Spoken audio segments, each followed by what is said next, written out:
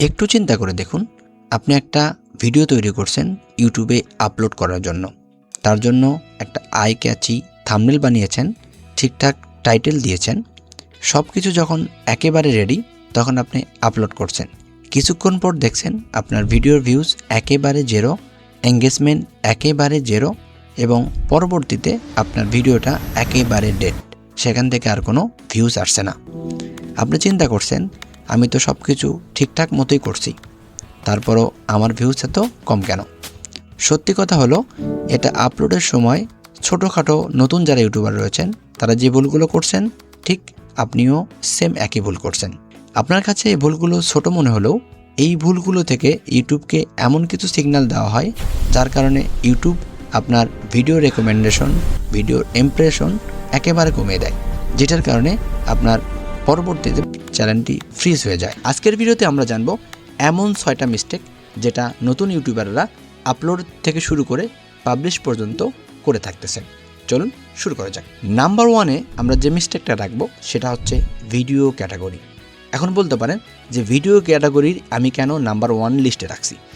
Video ক্যাটাগরিটা হচ্ছে এমন একটা জিনিস, যদি আপনি টেক রিলেটেড ভিডিও চ্যানেল করেন এবং আপনি ক্যাটাগরি দিয়ে রাখছেন এডুকেশন, তাহলে দেখা যাবে যে আপনার ভিডিওটা এডুকেশন টাইপের যে অডিয়েন্স রয়েছে তাদের কাছে কিন্তু চলে যাবে। সেহেতু তারা ইউটিউব অটোমেটিকলি আপনাকে ইমপ্রেশন দিবে, কিন্তু তুলনামূলক সেখান থেকে এঙ্গেজ হওয়ার সুযোগ থাকবে না। সেই ক্ষেত্রে ভিডিও ক্যাটাগরি সবচাইতে বেশি জরুরি একজন নতুন ইউটিউবারদের জন্য। সেক্ষেত্রে আপনি ডিসাইড করে নেবেন আপনি কোন ধরনের ভিডিও করেন এবং কোন টপিকে আপনার ভিডিওটা, আপনি কন্টেন্টটা তৈরি করতেছেন বা আপনার চ্যানেলের নিশটা কি, সেটার উপর রিফাইন করে আপনি একটা ক্যাটাগরি চুজ করবেন। এটার জন্য আপনি ক্যাটাগরি যদি চুজ করতে অসুবিধা হয়, সেক্ষেত্রে আপনি যে কারো নিশ বা আপনি একজন ইউটিউবারকে ফলো করেন, সে কী ধরনের ভিডিও করতেছে তার যে কোনো একটা ভিডিওর লিঙ্ক কপি করে টিউব পাইলট যে ওয়েবসাইট রয়েছে সেখানে যা লিঙ্কটা পেস্ট করলেই তার দেখা যাবে যে সে কী ক্যাটাগরিতে ভিডিও আপলোড করতেছে, সেই ক্যাটাগরিটা আপনার চ্যানেলের জন্য সিলেকশন করতে পারেন। তো চলে আসা যাক নাম্বার 2-এ, সেটা হচ্ছে মেটাডাটা। মেটাডাটা কী একটা জিনিস? এটাই ইউটিউবের অ্যালগোরিদমের জন্য সবচাইতে বেশি গুরুত্বপূর্ণ একটা জিনিস।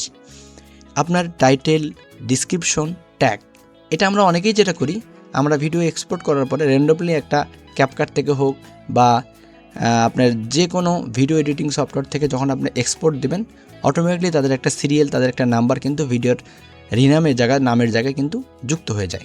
সেক্ষেত্রে যখন আপনি এটা করে নেবেন, দেখা যাবে যে তখন আপনার এই অটোমেটিক আপলোড করার ফলে যদি আপনি কোনো টাইটেল, কোনো ডিসক্রিপশন, কোনো ট্যাগ যদি আপনি না দেন, সেক্ষেত্রে দেখা যাবে যে আপনার র্যান্ডমলি এটা আপলোড হয়ে যাবে। সেক্ষেত্রে ইউটিউব অটোমেশন যেটা রয়েছে সেটা আপনাকে এই ভিডিওটা ফাইন্ড আউট করতে পারবে না আপনি কী ধরনের ভিডিও, কী ধরনের টাইটেল দিয়েছেন, কী ধরনের ডিসক্রিপশন দিয়েছেন। এটা পরে যেহেতু আপনি আপলোড করার পরে আবার যখন এডিট করতেছেন তখন দেখা যাচ্ছে যে এটা খুব একটা জোরালোভাবে কাজ করবে না।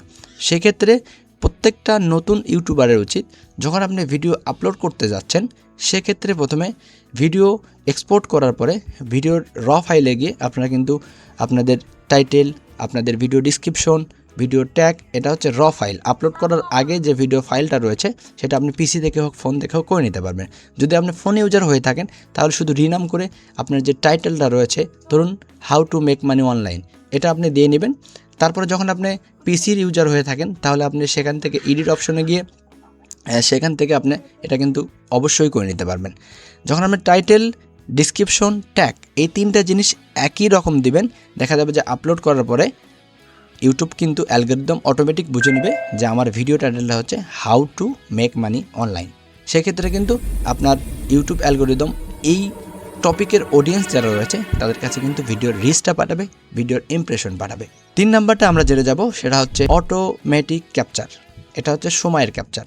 আপনি ভিডিওর কোন লেন্থে কী ধরনের টপিক ইউজ করছেন, বা একটা ভিডিও থেকে 4-5টা সেশন থাকে বা ভাগ থাকে, সেটা কিন্তু আপনি ভিডিওর ক্যাপচারের মধ্যে উল্লেখ করতে পারেন। এটা সবচাইতে গুরুত্বপূর্ণ একটা জিনিস। অনেকে বলতে পারেন যে আমরা অটোমেটিকভাবে করে থাকি। অটোমেটিকটা হয় কি, দেখা যাচ্ছে যে আপনি এক অংশে বলেছেন যে how to make money online, আর এক অংশে যা বলছেন ভিডিও এডিট। তো দুইটা যখন আপনি চ্যাপ্টার করে নেবেন, ইউটিউব অটোমেটিকলি বুঝে নেবে। যখন আপনি কেউ সার্চ করবে how to make money online, তখন আপনি কিন্তু এই 30 সেকেন্ড বা 1 মিনিটের যে চ্যাপ্টারটা করেছেন, সেটার কারণে দেখা যাবে যে ইউটিউব আপনার ভিডিওটাকে র্যাঙ্কে নিয়ে যাবে, তার সার্চ র্যাঙ্কে পৌঁছে দিবে। যখন আপনি এটা করে রাখবেন না, তখন আপনার যারা করে রাখছে এই চ্যাপ্টারগুলো, তাদের ভিডিও কিন্তু ইউটিউব অটোমেটিকলি তাদের সার্চ রেজাল্টে দেখাবে। নাম্বার 4-এ আমরা চলে আসবো, সেটা হচ্ছে ট্যাগ। তো অনেকে বলতে পারেন যে ইউটিউব নিজেও বলেছে যে ট্যাগ সবচেয়ে বেশি গুরুত্বপূর্ণ না। যদি ইউটিউব এটা বলে থাকে, তাহলে ট্যাগ দেওয়ার অপশনটা কেন রেখেছে? এটা যদি আমরা একটু স্যাম্পলি ধারণা করি যে ট্যাগ, অনেক ইউটিউবাররা বলে থাকেন যে ট্যাগ বেশি গুরুত্বপূর্ণ না। আমি যেটা মনে করি ট্যাগ সবচাইতে বেশি গুরুত্বপূর্ণ। এর কারণটা হচ্ছে, আপনি যখন কেউ কোনো কিওয়ার্ড লিখে সার্চ করবে, সেটা যদি আপনি ট্যাগে রাখেন, তাহলে সবচেয়ে বেশি আপনার ভিডিওটা র্যাঙ্ক হতে পারে, আর র্যাঙ্ক হওয়ার সম্ভাবনা সবচেয়ে বেশি থাকে। অনেকে যে মিস্টেকটা করে থাকে, দেখা যাচ্ছে যে সে একটা how to make money online একটা ভিডিও সে তৈরি করেছে, সেটা আপলোড করতে চায়, কিন্তু ট্যাগ সেকশনে গিয়ে সে হ্যাশট্যাগ দিয়ে ফানি ভিডিও দিচ্ছে, বা যে ইউটিউবারগুলো বড় ইউটিউবার তাদের নাম ইউজ করতেছে। এটা কখনোই করা যাবে না। এটার জন্য আপনি করতে পারেন যে আপনার যে ভিডিও টাইটেল রয়েছে, সেই ভিডিও টাইটেলটা কপি করে ট্যাগ জেনারেটর নামে যে ওয়েবসাইট রয়েছে, সেখানে গিয়ে সার্চ করলেই অসংখ্য ট্যাগ পাবেন। সেই ট্যাগগুলো আপনি কপি করে তার ভেতরে কিছু ট্যাগ যেগুলো আপনার ভিডিওর সঙ্গে যাচ্ছে না, সেই ট্যাগগুলো ফেলে দিয়ে যে ট্যাগগুলো আপনার ভিডিওর সঙ্গে র্যান্ডমলি ইউজ হচ্ছে, সেই ট্যাগগুলো কিন্তু আপনি ইউজ করতে পারেন। এটা প্রত্যেকটা ইউটিউবারের করা উচিত, যারা নতুন নতুন ইউটিউবে কাজ করতেছেন। 5 নম্বর অপশনে আমরা যেটা দেখব, সেটা হচ্ছে কমেন্ট। এখন বলতে পারেন যে ভাই, কমেন্ট এটা আবার কোন ধরনের মিস্টেক? তো কমেন্টের মিস্টেকটা হচ্ছে, যখন আপনি ইউটিউবে একটা ভিডিও আপলোড করবেন, সেই ভিডিও যখন মানুষ দেখবে, যেই ভিডিওতে কমেন্ট বেশি থাকে, সেই ভিডিওটা কিন্তু আমরা বিশ্বাসযোগ্য বা মনে করি যে মানুষ এটাতে রিপ্লাই দিচ্ছে, মানুষ এটাতে নিজের রিয়াকশন দিচ্ছে, সেক্ষেত্রে কিন্তু আমরা সেই ভিডিওটা র্যান্ডমলি ক্লিক করে থাকি। সেক্ষেত্রে যদি আপনি কমেন্ট সেকশনটা একেবারে জেরো হয়ে থাকে, সেক্ষেত্রে আপনার কিন্তু মানুষের যে আত্মবিশ্বাস একটা ভিডিওর প্রতি, সেটা কিন্তু থাকবে না। সেক্ষেত্রে অবশ্যই আপনাকে যেটা করতে হবে, আপনার কমেন্ট সেকশনে আপনার অডিয়েন্সদের একটা লেখার লেখে পিন কমেন্ট করতে পারেন যে আমার ভিডিওটা কেমন লাগলো, বা ভিডিওর এই পার্টটাতে এটা বোঝানো হয়েছে, এরকম ছোট একটা নিজে থেকে একটা প্রথমে ভিডিও আপলোড করার পরপরই একটা কমেন্ট, সেটাকে আপনি প্রিন্ট করে রাখতে পারেন। এই 5টা মিস্টেক আপনি যদি নিজের থেকে শুধরে নিতে পারেন, আপনার ভিডিও ভিউজ যদি জেরো হয়ে থাকে বা 15, 20, 50 পর্যন্ত গিয়ে থামে থাকে, ভিডিওটা ডেড হয়ে যায়, এই টেকনিকগুলো বা এই মিস্টেকগুলো আপনার কাছ থেকে সরিয়ে ফেলার পরে দেখবেন আপনার ভিডিও বুম হয়ে যাচ্ছে। আপনার ভিডিওর র্যাঙ্কিং বা ভিডিওর ভিউজগুলো আরেকটু হলেও ডেভেলপ হবে। 6 নম্বর যে বিষয়টা নিয়ে আমরা আলোচনা করব, সেটা হচ্ছে ভিডিও আপলোড টাইম। এখন বলতে পারেন যে ভিডিও আপলোড টাইমটা 2টা ভাগে ভাগ করা যেতে পারে। এখানে হচ্ছে আপনি যখন অ্যানালিসিসে গিয়ে আপনার অডিয়েন্সের রিটেকশন চেক করবেন, আপনার অডিয়েন্সরা কখন ভিডিও দেখতে পছন্দ করে, সেটা যখন চেক করতে যাবেন, তখনও দেখতে পারবেন যে আপনার একটা নির্ধারিত সময় দিয়ে দিবে।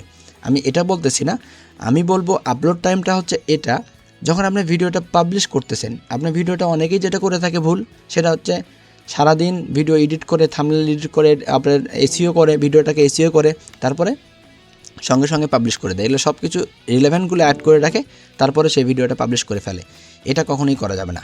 আপনি একটা ভিডিও আজকে এডিট করছেন, আজকে থাম্বনেল রেডি করছেন, আজকে আপলোড করছেন, মোটামুটি 4 থেকে 6 ঘন্টা বা 8 ঘন্টার মতো সময়টা আপনাকে আনলিস্টেড করে রাখবেন ভিডিওটা, যাতে ইউটিউব অ্যালগরিদম আপনার ভিডিওটাকে ভালোভাবে রিসার্চ করে কোন কোন অডিয়েন্সের কাছে আপনার ভিডিওটাকে পৌঁছানো যাবে, এটা আপনি করতে পারে। সেই সময়টা অবশ্যই আপনাকে ইউটিউবকে দিবেন। সর্বনিম্ন হলেও 4 ঘন্টা আপনি ভিডিও আপলোড করার পরে, পুরো প্রসেস ঠিকঠাক করার পরে, শুধু পাবলিশ বাটনটা ভিডিও আপলোডের 4 ঘন্টা পর বা 6 ঘন্টা পর কিন্তু আপনি এটা অবশ্যই করবেন। একটাবার করে দেখেন, একটা ভিডিওতে করে দেখেন, অবশ্যই আপনার ভিডিওটা র্যাঙ্কে যাবে। এখন একটা বলি, সেটা হচ্ছে বোনাস টিপ, সেটা হচ্ছে অটো ট্রান্সলেট। অটো ট্রান্সলেটটা কি? ভিডিওতে ক্যাপশন অ্যাড করা, ভিডিওতে ট্রান্সলেট অ্যাড করা। এটা আপনি যেটা করতে পারেন, যদি আপনি বাংলাতে ভয়েসটা এডিট করেন বা বাংলাতে আপনার ভিডিও টপিকটা হয়ে থাকে বা ভিডিও ল্যাঙ্গুয়েজটা যদি আপনার বাংলাতে হয়ে থাকে, সেক্ষেত্রে কিন্তু আপনার একটা ইংলিশ টাইটেল বা ইংলিশ ট্রান্সলেট আপনি কিন্তু ব্যবহার করতে পারেন। সেই ক্ষেত্রে কী হবে, যারা বাহির বিশ্বের অডিয়েন্স রয়েছেন, তারা কিন্তু আপনার এই অটো ট্রান্সলেট যেটা রয়েছে, সেটা কিন্তু দেখতে পারবে। আর যারা ইউটিউবে মনিটাইজেশন পাইছেন কিন্তু ভিডিওতে ভিউজ হচ্ছে না বা অ্যাড রেভিনিউ কম আসতেছে, তাদের জন্য একটা ছোট সুখবর রয়েছে। সেটা হচ্ছে আমরা যেটা করি, সেটা হচ্ছে 8 মিনিটের বেশি যে ভিডিওগুলো হয়ে থাকে, সেই ভিডিওতে আমরা কিন্তু অ্যাড সিলেকশন করতে সবচেয়ে বেশি ভুল করি। কারণ সেখানে র্যান্ডমলি অ্যাড বসানো যায়। যারা নতুন মনিটাইজেশন পাইছেন তারা কিন্তু এই বিষয়টা অবশ্যই জানেন।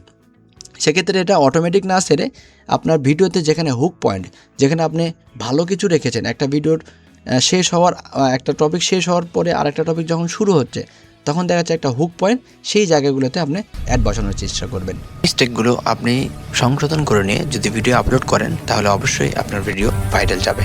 থ্যাংক ইউ সম্পূর্ণ ভিডিওটি দেখার জন্য।